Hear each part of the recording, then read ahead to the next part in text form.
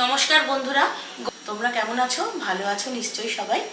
আজকে আমি তোমাদের সঙ্গে দুটো পুরনো দিনের হারিয়ে যাওয়া অম্বলের রেসিপি নিয়ে চলে এসেছি।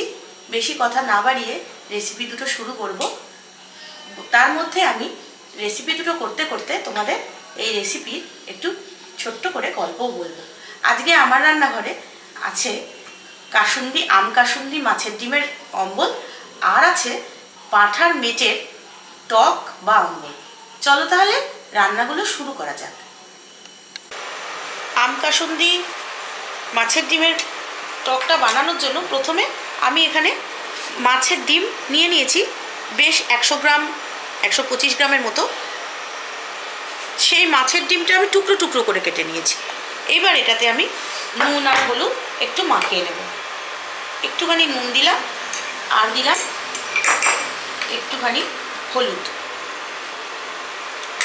এটা আমি ভালো করে মাখিয়ে নেব, পাশে সরিয়ে রাখলাম।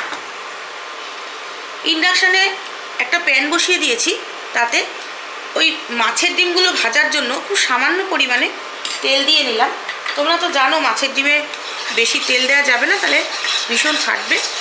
মাছের ডিমটা দিয়েই চাপা দিয়ে দিতে হবে। এবারে আমি আস্তে আস্তে মাছের ডিমগুলো দিয়ে দেবো। আর আমি কিন্তু রান্নাটা পুরোটাই সর্ষের তেলে করছি। তোমরা সাদা তেলে করতে পারো, কিন্তু এই ধরনের টক বা অম্বল বা ধরনের টকের যে রেসিপিগুলো, সেগুলো কিন্তু সবসময় সর্ষের তেলেই হয়ে থাকে। তাই আমি এখানে অবশ্যই সর্ষের তেল ইউজ করছি।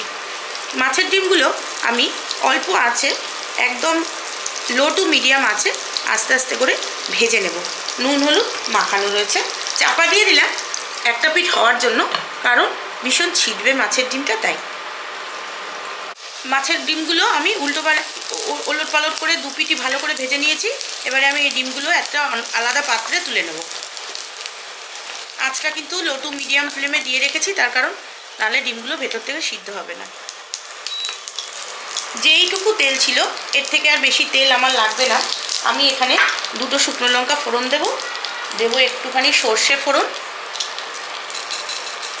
গোটা কালো সর্ষে দেব, আর দেব একটুখানি 5 ফোড়ন, অল্প একটু। আমি এখানে একটা আমকে খোলা শুদ্ধ কেটে ধুয়ে পরিষ্কার করে রেখেছিলাম, আমটা এর মধ্যে দিয়ে দেব। আমটা কিন্তু আমার লম্বা লম্বা করে কাটা আছে। একটুখানি আমটা 5 সেকেন্ড একটু সতে করে নেব। দিয়ে দেবো 1 চিমটে হলুদ, আর দিয়ে দেবো পরিমাণ মতো নুন। একটু মিশিয়ে নেব। এবার আমি এর মধ্যে জল দিয়ে দেবো। ততক্ষণ অপেক্ষা করব ঢাকনা দিয়ে, যতক্ষণ না এই আমটা সিদ্ধ হয়। আমি এটা ঢাকা দিয়ে দিলাম।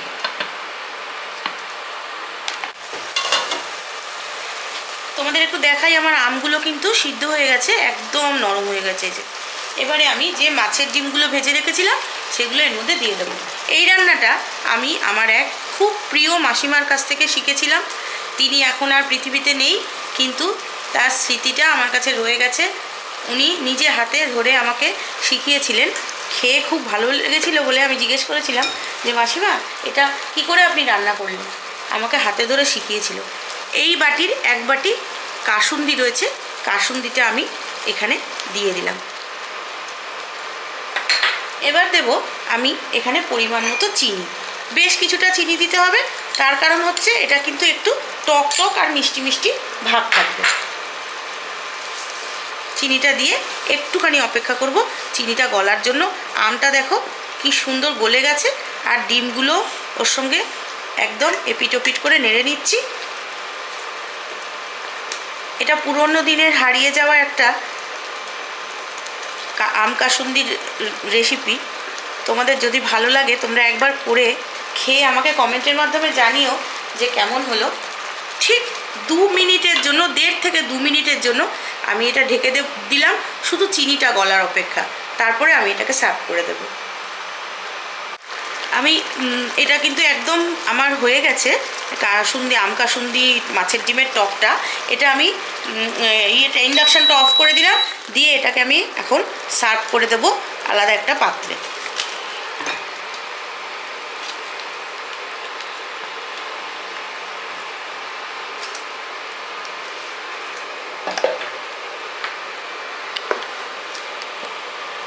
এটা কিন্তু একটু মাখো মাখোই হবে, বেশি কিন্তু ঝোল রাখা যাবে না।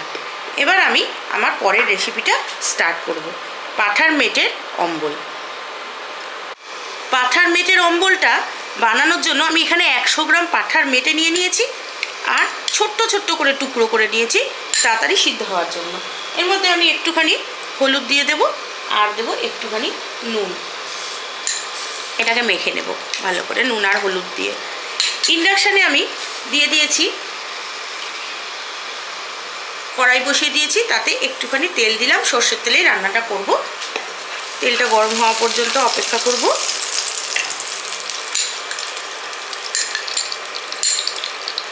তেলটা গরম হয়ে গেছে, এবারে আমি এই মেটেগুলো সব দিয়ে দিলাম। এগুলো একটু ভাজা ভাজা ভাজা করব।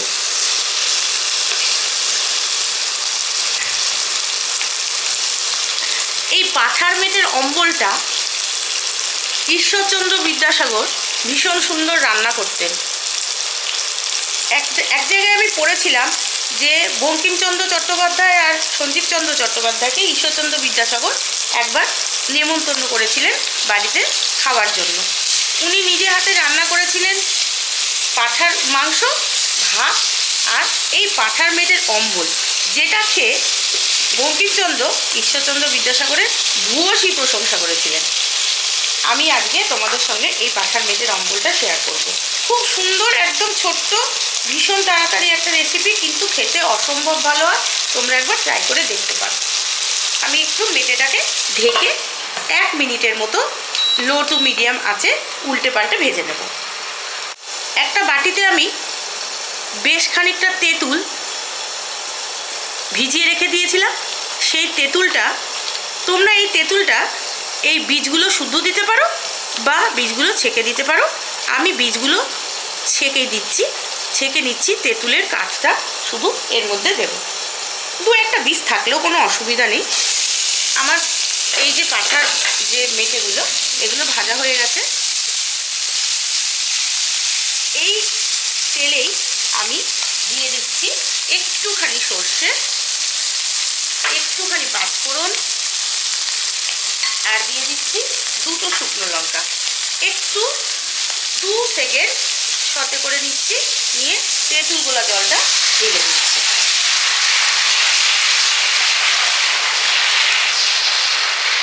এটা একটুখানি নাড়াচাড়া করে নিচ্ছি। ভীষণ তাড়াতাড়ি একদম হয়ে যায় এটা। একটু নাড়াচাড়া করে নিয়েছি। এবার পরিমাণ মতো চিনি দিয়ে দেব।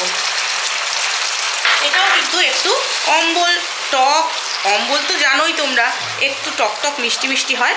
এই টাইমে তোমরা চিনিটা গলে গেলে কিন্তু নুনটা আর মিষ্টিটা তোমরা যেরকমভাবে খেতে চাও, কেউ একটু বেশি টক বা কেউ একটু মিষ্টিটা বেশি, তোমরা কিন্তু একটু দেখে নিও, নিজেদের মতো করে চেখে নিও। কমেন্টের মাধ্যমে জানিও তোমাদের কেমন লেগেছে। যারা সাবস্ক্রাইব করেছো তাদের অসংখ্য ধন্যবাদ জানিয়ে, যারা সাবস্ক্রাইব করোনি তাদের সাবস্ক্রাইব করার জন্য আমার অনুরোধ রইল, তারা আমার চ্যানেলটাকে সাবস্ক্রাইব করে পাশে থেকে বেল আইকনটা পাশে টিপে দিও, যাতে করে আমি নতুন যে কোনো ভিডিও ছাড়লে তোমরা সেই ভিডিওটা অবশ্যই নোটিফিকেশনটা পাও, তাহলে ভিডিওটা তোমরা দেখতে পারবে। আমার কিন্তু চিনিটা গলে গেছে, মানে আমার এই পাঁঠার মেটের অম্বলটা হয়ে গেছে। তাহলে এটাও আমি এখন সার্ভ করে দিচ্ছি। ইন্ডাকশানটা এই সময় আমি অফ করে দেবো। একটা বাটিতে ঢেলে নিলাম, তোমাদের একটুখানি দেখিয়ে দিই। এই যে পাঁঠার মেটের অম্বল, আমার 2টো রেসিপি তোমাদের একটু সামনে রাখছি, পাঁঠার মেটের অম্বল আর মাছের ডিমের আম কাসুন্দি। 2টো রেসিপি তোমাদের কেমন লেগেছে আমাকে অবশ্যই কিন্তু তোমরা জানাতে ভুলো না। নতুন দিনের নতুন একটা রেসিপি নিয়ে আবার তোমাদের সামনে ফিরে আসবো। ততক্ষণে তোমরা সবাই খুব ভালো থেকো।